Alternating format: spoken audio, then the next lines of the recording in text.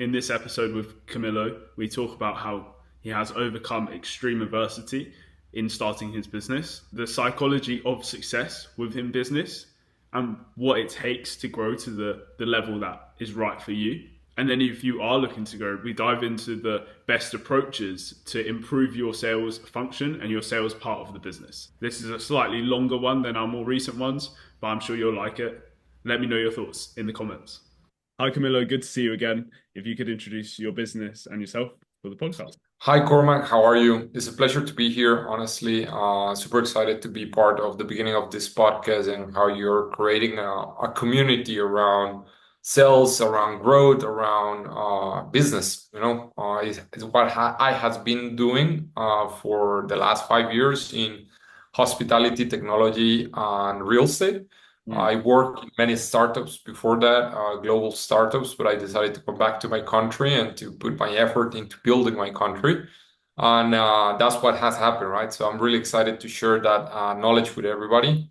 Just as a general kind of intro line, my name is Camilo Olarte. I'm a founder on Colombia, Medellin. My Mm. company name is Local, so LOKL for those that want to research. And basically, we're dedicated into creating urban development on a collaborative platform. So that means that we create real estate projects focused on new trends such as hospitality and so on. But we allow many people to invest on them through a digital platform, so they can invest from $1,000 up. Yeah. And it's easy to like give 3 clicks, and then you're an investor in real estate, and that has been quite challenging for many generations so far. So we want to simplify the process and to focus on what matters, and is impact, growth, and return on investment. Nice. Okay, cool. Yeah, sounds very good. So I've done a bit of research and I've listened to some of the podcasts that you've been on before, and I think I understand where this inception, the idea of this has come from, and that's from inheriting a home. Is that Yeah. got that right? Is that the inception of the idea? Let's say many people live through their lives trying to find their passion. I think like my passion find me. Yeah.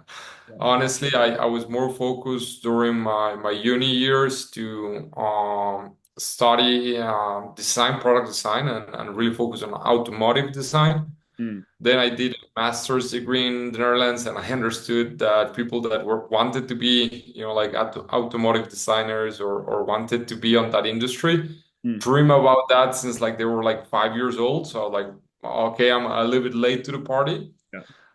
Especially like that hit me when I was in the drawing class. You needed to present a portfolio to get to this drawing class because the guy was quite famous. He drew for Porsche and so on.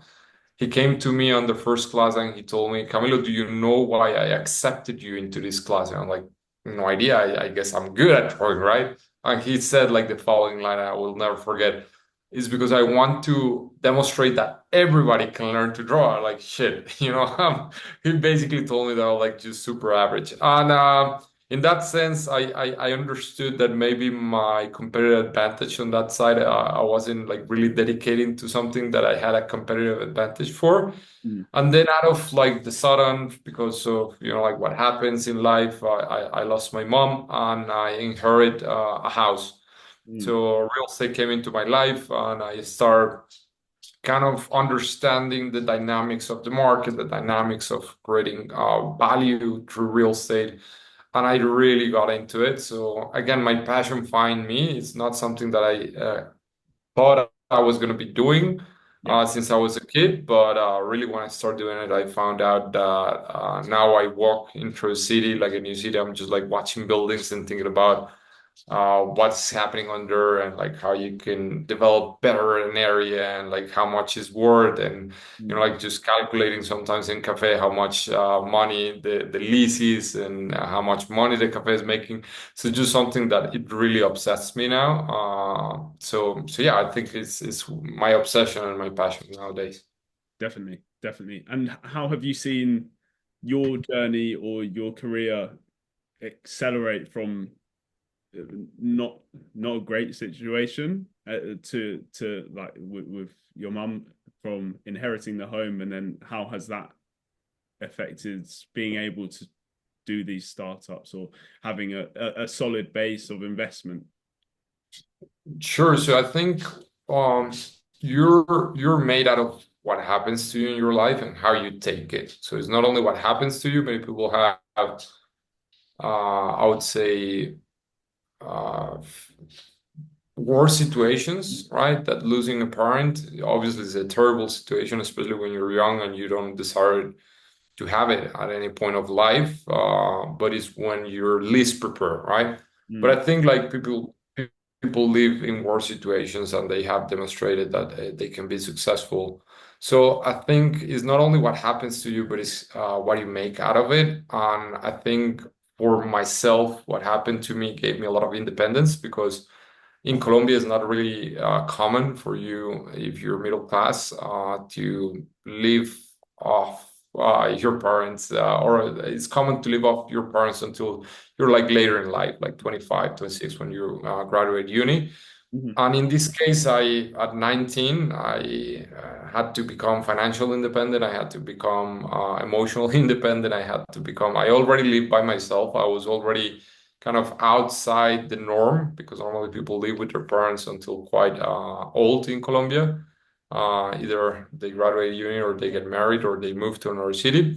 So mhm, it was quite a shock, right? And that gave me a lot of independence, and that independence translated into responsibility, and that's what you need to start a business because of course we can all be passionate about something, we can all be smart and talented in something, but only kind of resilience and responsibility is what gets the business going. Honestly, it's just nobody's telling you what to do, but nobody's telling you how to do it. Nobody's telling you to keep doing it. So all those are internal voices that you need to have mhm, in order to overcome many of the hassles and challenges you're going to face during creating a business, right? And in that sense, we have been 5 years in the making already. We have over 5 projects on the pipeline, like quite big projects for real estate. We have over 1,300 investors. So that's quite the biggest community, I would say, in Colombia. yes, And that makes us kind of a success story. And I say a success story because there's many things to happen before this can be, at least for myself, considered a success story, but it's becoming one, right? yeah, So in that sense, I think resilience, responsibility, independence, that all was the basis to build my business. mm, Plus, like the other things that you need, like talent, knowledge, passion, leadership, so on. But that you can get without that happening, or that I already had at that point in life. But yeah, I think again, you're not what happens to you, you're what happens to you and what you make out of it, right? yeah, yeah. That makes sense. No, I like that. So I think in business growth journeys, people are never fully prepared for what is coming. And also, you said that you wouldn't classify it as a success story yet, but I'd want to question: will you ever be able to count it as a full success story? Because I find that the needle always moves, the goalpost always move. It's super interesting what you say, because definitely I think ambitious people always grow. And this is when you research human nature, you're gonna understand is what makes us successful at the end, that we were always looking to improve our situation. So even if you had food security, you wanted better food. Even if you have refuge, you wanted better refuge. And that's like engraved into our genes, like looking to improve. And that's kind of the baseline of satisfaction, right? So meaning that when you get to improve your situation, and this happens when people start getting money, start getting success, they start getting like what they wanted, it's gonna last like very few days, I guess, while they like say like, okay, I'm already satisfied. And because it's encoding our human nature, of course, you're gonna have people that have it more than other ones. I think entrepreneurs are ones of those that have it the most because they're the ones like looking to make the most changes in their lives. I don't think I'm gonna consider myself at any point that I have reached the peak. I Yeah. always would be during my lifetime looking to improve, and Mm, that's honestly yes, but also something you learn through the years is that you need to be more conscious of your success Mm. and of what you have done right. Because again, nobody's patting you on the back. At least in my situation, I don't have many people just saying like, "Oh, you did a great job." Of course, you have your family and people that understand what you have done in certain ways and congratulate you for it. Mm. But it's not something that happens daily. It's not something that happens, and you need that daily boost. You need to say like, "Hey, I'm doing things right." You need to celebrate small successes. You need to be able to do that in order to do that with your team, in order to be a better leader, in order to be motivated, in order to be in the perseverance or your persistence that you need to create a business.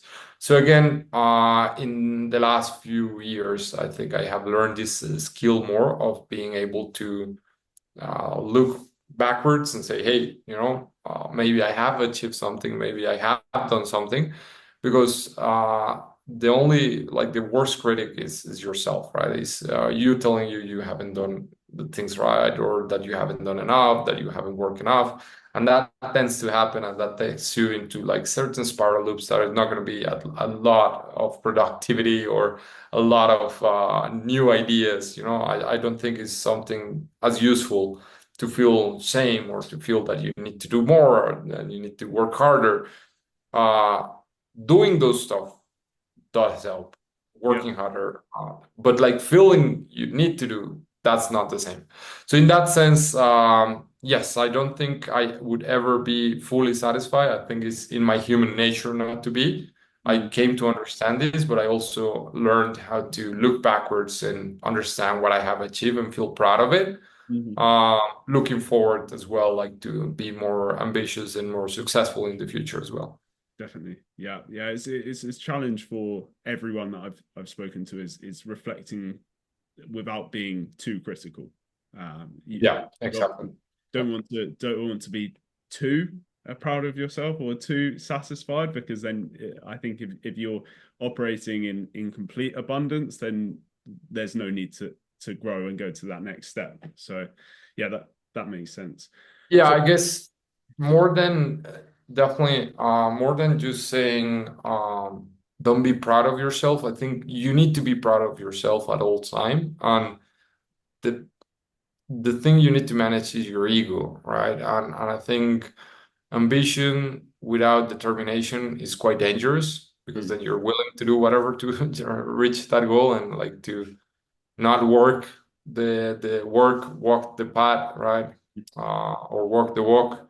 Sorry, my English sometimes, I mix all these sayings and things like that. But anyway, so in saying that, I think being proud of what you have achieved at the most is not something that would be dangerous. I think it's more of when your ego elevates you to a point where you believe you're able to do everything without, like help, or without things like that, that can deviate it from the path, or when your ambition doesn't match your determination. I think those things are the things you need to keep on check.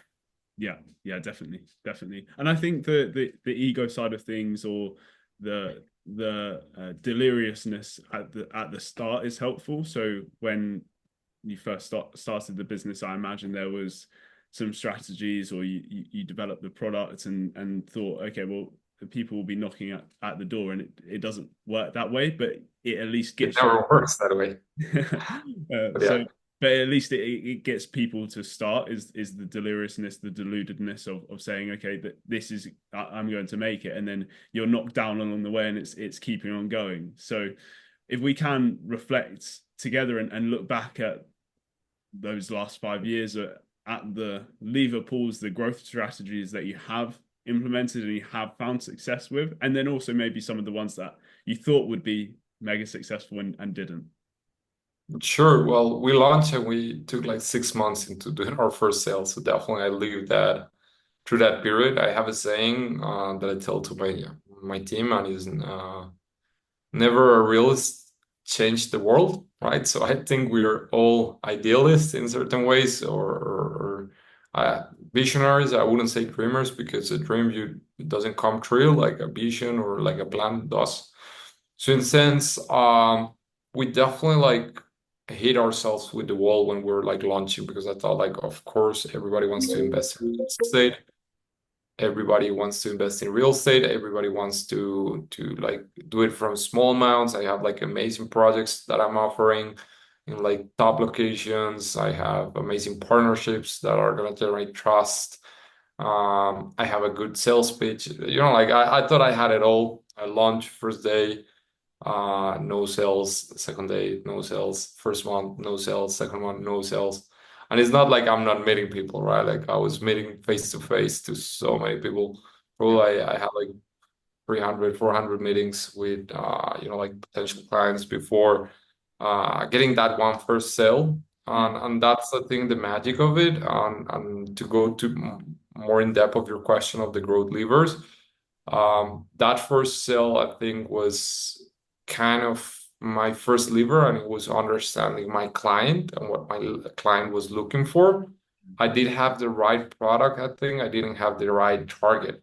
And that's something that can happen many times, that we don't understand fully who our audience is for the solution, because we believe we know enough our audience because we did research, we did things like that. But the best proof of somebody being your audience is that they pay for your product, right? That's basically it. So I remember that like that time, like somebody called me because I have my WhatsApp number on the website.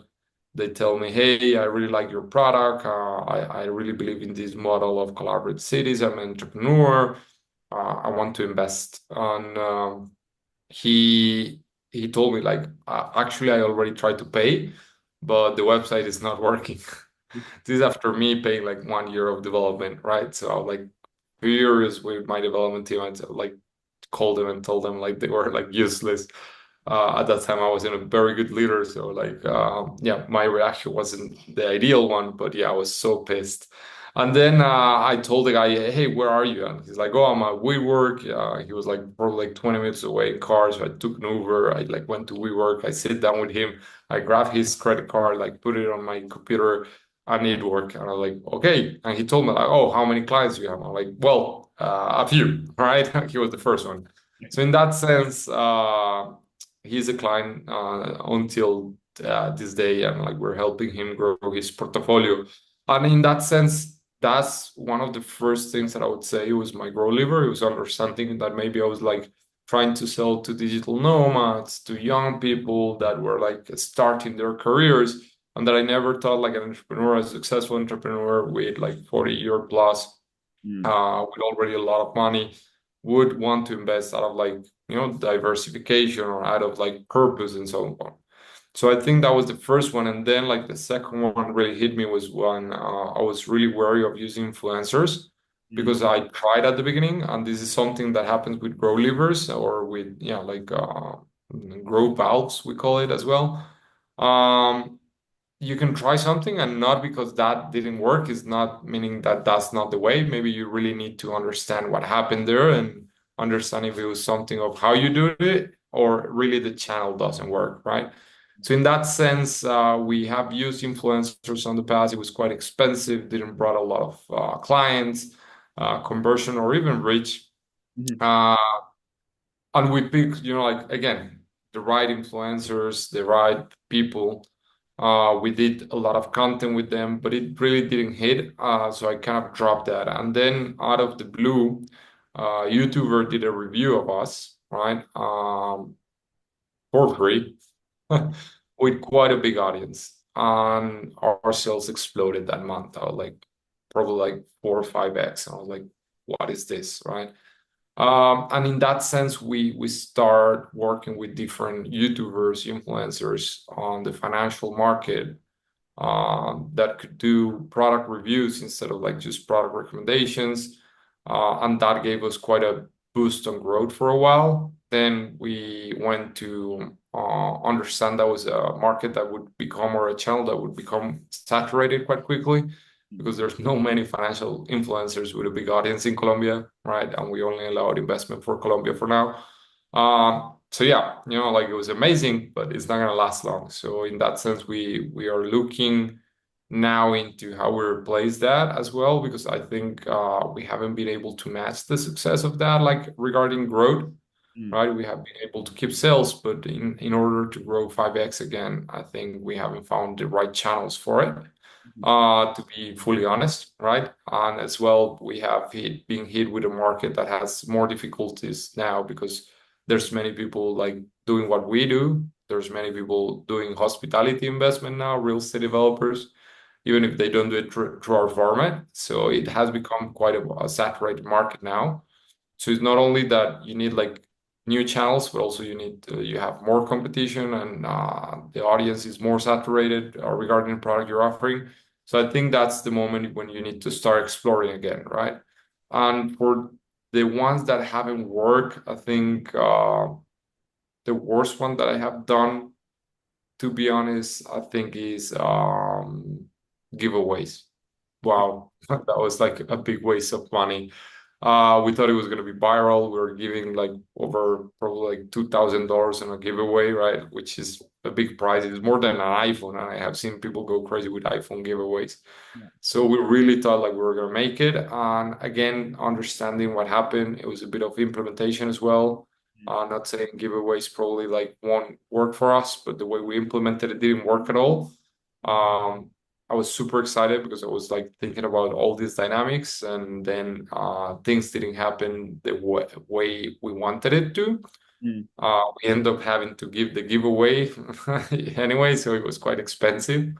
And let's say we were expecting like at least thousands in reach. We didn't even make it to the hundreds, well, like to the thousand Okay. in reach, right? Like we have quite a small engagement as well, Mm. and we didn't generate many leads out of it. So Mm. I learned my big lesson there, and it's like I could have done it way smaller, way quicker, way better, and understand, and then from there scale. So when you're exploring channels and when you're exploring growth levers, definitely cheap, faster, and done is better than anything else, right? And then just yeah, you would understand how to grow that once it has worked. But definitely it's a pain when you put a lot of money into something and it doesn't work. I think that the lesson wasn't fully learned until we did like a big, huge event for big ticket investors. Mhm. That one was also like a flop. Yeah. We probably spent 2 months of marketing budget on that, or Yeah. even a little bit more. We had like 50 of them, like PR list of the most successful investors and so on. So it was like the creme of the creme of Medellin. We're looking to sell high tickets, right, for investors. We did all the things that we think we needed to do. So we hired a third party for the logistics, so it could be kind of high quality. We rented one of the like most famous speakeasies in Colombia, Okay. like quite new, quite popular, right? So in that sense, we also invited again like a PR to make a list of invitations and so on. So everything like we put a team, like uniform team, like it was a crazy event, right? And I was hoping at least to make a ROI on investment. Yeah. Let's say we didn't raise that much Mhm. during that event. We maybe like close to people. It wasn't high tickets at all. They end up investing, like a medium-sized ticket. And I understood one, like third parties, they don't have the same grid you're gonna have, so they're there for a fee, Mm. and that's it, right? And I even had like a huge fight with the logistics day before because they were complaining that I wasn't happy. I was like, fuck you, you know, sorry for that, but I was like literally like super pissed about that. But I heard like that's the thing, like nobody is gonna make the effort your company is gonna make for you, Mm. especially providers. They are there for the fee, they're gonna make a good job, they're not gonna kill themselves for that to work, Yeah. especially if you have a sales objective. That's something that I learned as well with all third-party providers, either doing a consultancy or whatever. Maybe I'm killing here because I know you do consultancy, but the consultancy is an advice. The implementation is on to you. Mm. So you need to understand nobody's gonna make your sales. That's the reality. Nobody's gonna come and make your sales. You need to put the work onto it. for it to work. There are many definitely advices that can work. There are many guidances that can save you a lot of money and a lot of like learning. Mm, But you and your team need to put the work into it if you want it to work. So that's why I understood with that, as well as don't go back on your thesis, right? mm, We wanted to accelerate sales through bringing high tickets. mm, That's the most traditional way. We have always think about making accessible investment for those that couldn't invest before. So going back onto that, I think that was also one of the biggest mistakes, and is something that I learned the hard way, right? Like with money, losing money.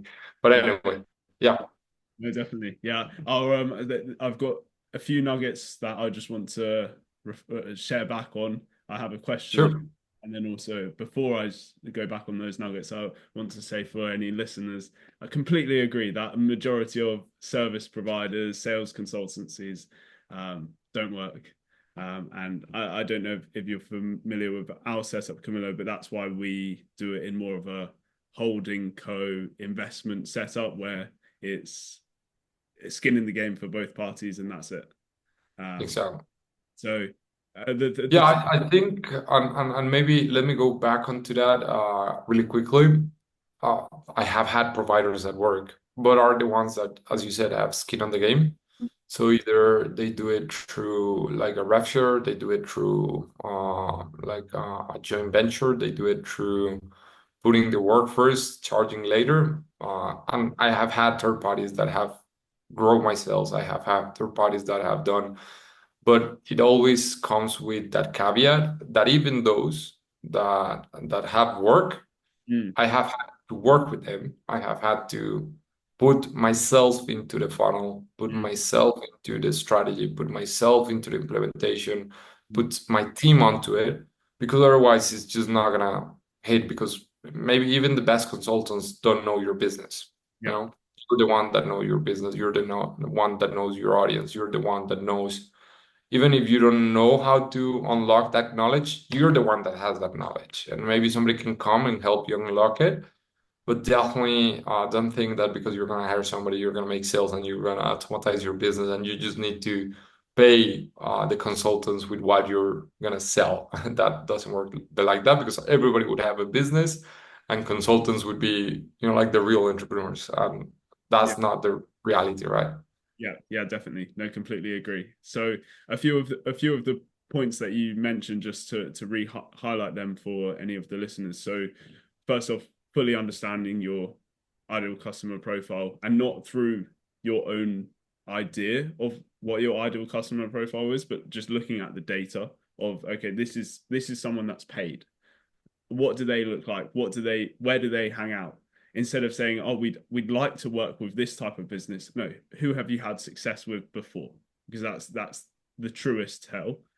Uh, Yes, then looking at, you've had success with the YouTube strategy of people reviewing your product, and I think that the lesson from that is, don't leave all your eggs in one basket, because strategies can dry up, and they will always eventually dry up. So you've got to be looking at new avenues, always be testing. exactly. And then the third strategy, or the third lesson, is that if you think something's going to work, it probably won't. So it, Or it won't the way you want to. That's the thing. Somebody really smart sometimes told me, like, Camilo, do you know why we make plans? And I'm like, well, for things to happen. It's not like to understand why things didn't happen the way we plan it. I was like, interesting. And I fully agree. yeah, definitely. We suggest taking a like scientific approach. So having the thesis of, okay, this is what we think will happen, and why didn't it happen, and controlling all of the variables around that.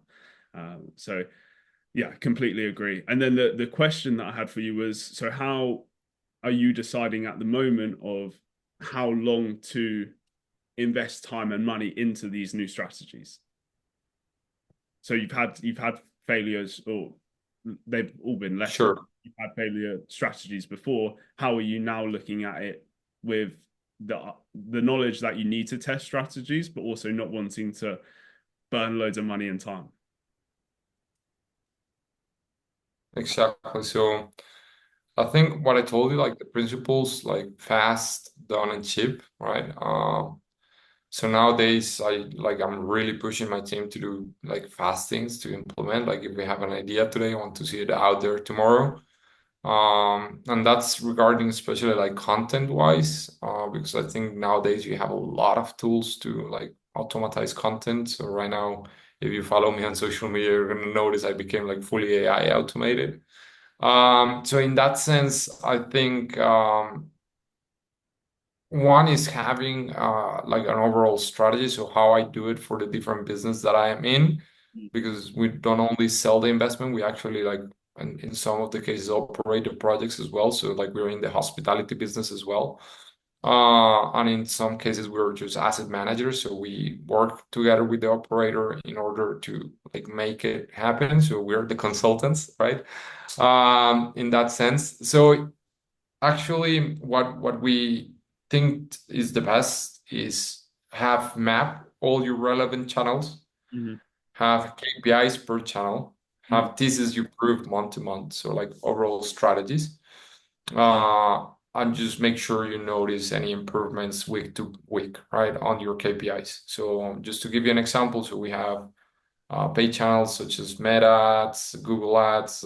We haven't tried like TikTok ads and other ones because there are not many talents that actually know that in Colombia, and that's where the opportunities normally lay as well, where it's not so such a saturated market.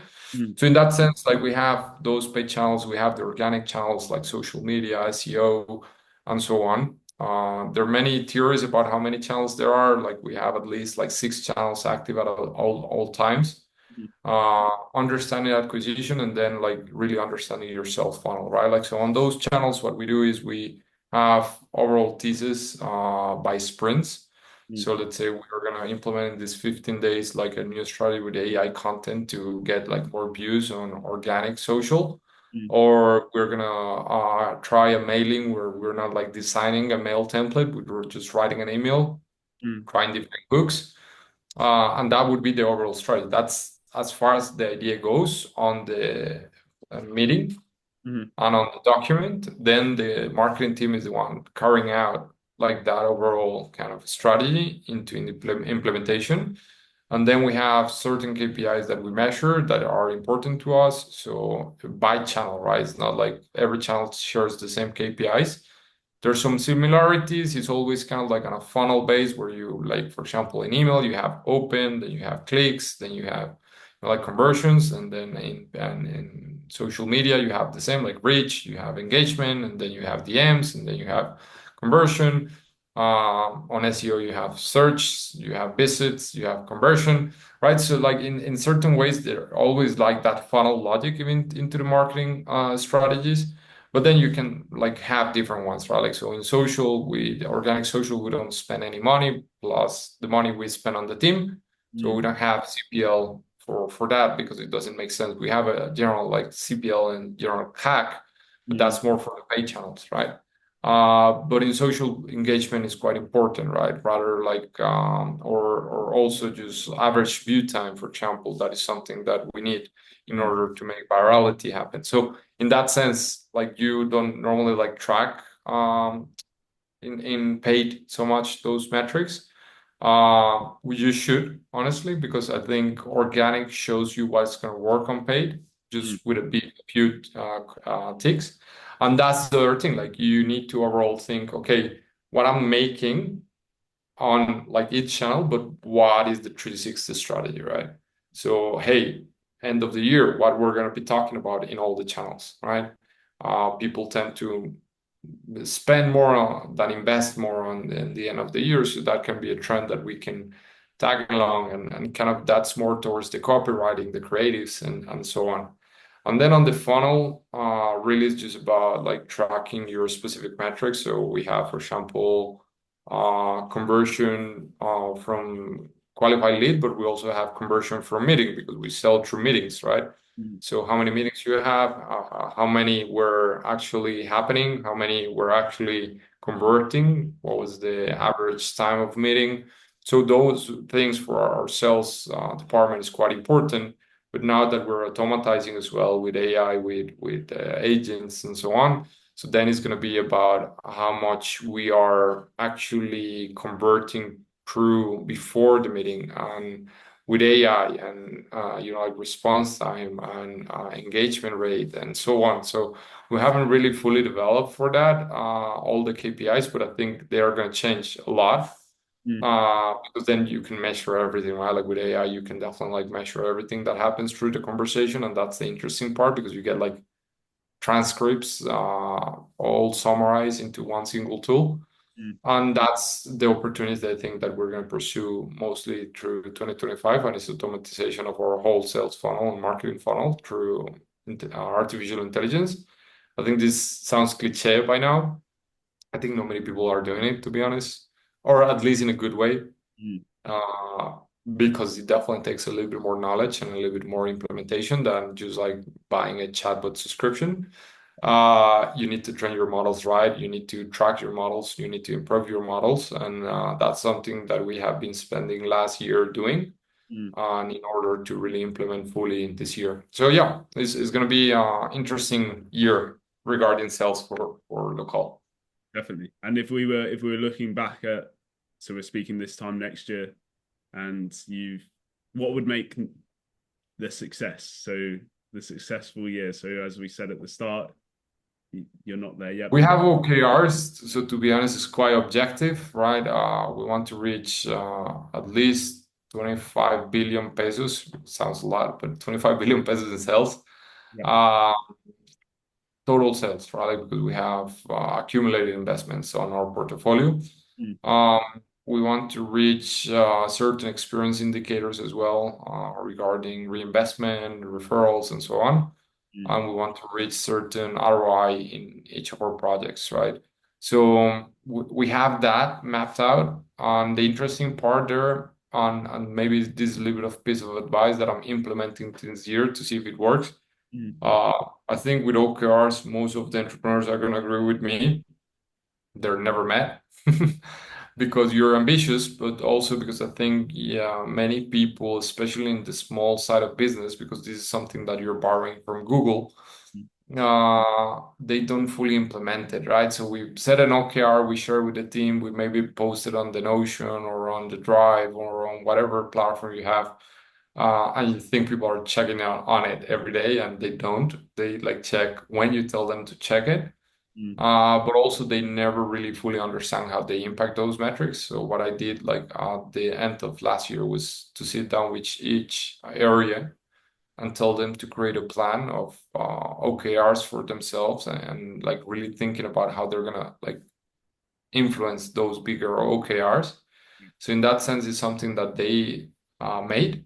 So Mm. they have more sense of belonging to the goal or like ownership to the goal. Is something they understand now because they made it, right? And it's something that probably I can measure them easily in individual level to understand who is actually like going and if what they're doing and plan to do actually impacts the overall metric. So I think OKRs are going to be the way that I find company success. I think personal success translated into being able to make the business give me the life that I wanted to have. It's something that we forget sometimes. It's something that we put on hold, like kind of being on it. Is like I'll think about my finances later. I'll think about my health later. I'll think about because I need to work hard, right? And honestly, it's not something. Again, it's really sounding cliche. It's not something that you need to have when you're successful. So yeah, we see the Mark Zuckerbergs of the world, we see the Elon Musk of the world, and you see them, and now they have like hair implants and they look super cool and whatever. But you see them when they're like at PayPal or whatever, they're like zombies, right? And it's something that I really have looked into, even the Jeff Bezos, right? And then like, oh, they're billionaires now, they're buff and they're like having like the life they want to have. I don't know about many of you, but for me, like these years, I do want enjoyment, right? I do want to live good years. I don't want to live bad years in order to just live better years later down the line. So it's about having a business that really not necessarily on the time demand or energy demand. I think that's not for me. I have obsession for my business. I want to work hard on my business. But regarding like financially, to take more money out of the business initially as well, to be able to live well, and not to be concerned about bills. I mean, on a health wise, to really separate time for your health, and on our relationship status, to really allow relationships that certain ways can build upon your vision of a good life, to come into your life and to dedicate a little bit of time onto that as well. Mm. So that is gonna success on the personal note as well. Like how do I not I'm not gonna talk about balance. Balance is bullshit that sell you because nobody's gonna build a business being balanced and having like 8 to 9 job, but 8 to 7, sorry, or even like 8 to 5, I think is the name. That's how fucked up I am in the 8 to 9 sounds like a normal job to me. But 8 to 5 is a lie. You are gonna have to work hard, and you're gonna have to put the extra hours, and you're gonna have to work Sundays, Saturdays, festivities, and so on. Mm. But the point is, balance comes from understanding the stages of your life and what stage you're in and where you want to put more energy and more focus. I think for me, it came to realization. I have been working for 5 years, so on, like super intense, fully like without thinking about my personal finances, my personal growth, or my personal health, Mm. and nothing has happened that raised an alarm. Just I thought of why I'm doing this, and is to be happy and to be successful and to be satisfied, Mm. and why I cannot be that while doing that is a big question that I did to myself and that I have been trying to find the answer, Mm. because you can be quite miserable and like I think it was Elon Musk that said like building a business like eating glass looking into abyss. I Mhm. definitely agree if you want to make it at that. Yeah. I agree that if you want to make a Tesla, probably you have to eat a lot of glass and look deep down into the abyss. I don't want to make a Tesla, to be honest. I want to create a quite big company, quite successful company, but Mhm. I don't want to be Elon Musk. I don't want to be Jeff Bezos. That's not in my imagination. It's not that I don't think I can do it. It's not, I'm not willing to sacrifice what they have to sacrifice in order to achieve that greatness. And that's something that was quite like hitting when I stopped calling myself a founder and when I stopped calling myself a startup, because I said this is not my vision for my business. I want to have both things. It's like an enjoyable life in early stages of life, Mm. and quite successful in big business. And I think those two can be achieved. Yeah, definitely. No, that sounds great. Yeah, I definitely want to catch up with you again and look at how it's reflected across the last year. But I completely agree. I think when you can work out I think that the key is working out how far you want to take it and being true to yourself of how far you want to take it, and then saying, and then looking back and saying, okay, well, I don't need to do that in 5 years. I don't need to be at this level. I don't need to be putting in this much effort within the next 5 years to hit this goal. I'm happy to hit it in 20 years' time. So I'm working it backwards and then taking the approach that most entrepreneurs are taking with their business into the personal life as well. So planning how you plan your business, then also planning the personal side of things into your whole life instead of making the business your whole life. Definitely. I think regarding that, I definitely agree that you can have an ambitious vision. It's about time, how much effort you're going to put in. I think it's not only about the effort, because definitely if you want to shorten that span of meeting those ambitious goals, you're Mm. going to need money. You're going to need to buy time with money, Mm. and that's the reality of BC. And you need to understand the dynamics of venture capital, because nobody's going to put in an early stage business high risk money if it's not a venture capital or an angel investor. And you need to understand the logic they have. And that's maybe the part where I deviated the most from, because I didn't fully agree with the logic of VC in the sense of building the business that I wanted to build. It's not that VC is bad. It's not that startups are inherently, unstable business. But definitely when you have somebody that is like counting on 80, 70% of their portfolio to die, and that they prefer to die quickly, Mm. right? Rather than be successful at some measure. Mm. That's something you need to understand if that's somebody you want to be partnering with, because your VCs, you're going to be your partner, right? So again, if you agree with that logic of, okay, I prefer to work as hard as possible with as much money as possible in the least time as possible. And if in 1 year, 2 years, my business doesn't succeed, I prefer to scratch it and start again, or like just say is not what I'm going to be doing on the next 5 years. Mm. If it doesn't grow at 10x every year, then you're a startup founder. You should call yourself a startup founder. You should go that route if that's what you agree with. And again, it's not bad. It's how many successful businesses have been built. Mm. But if you see the rate of how many try to build it, then is when you understand just a very few actually achieve that. Mm. So it's kind of like becoming a rock star, right? There's luck into it, there's merit into it, there's connections into it, but it's definitely like the rock star side of businesses. And then you have, like most entrepreneurs that are building businesses, bootstrapping and building businesses. They want to do beyond the valuation. They want to do beyond the success stories and like being on the Forbes and being on the magazine covers and so on.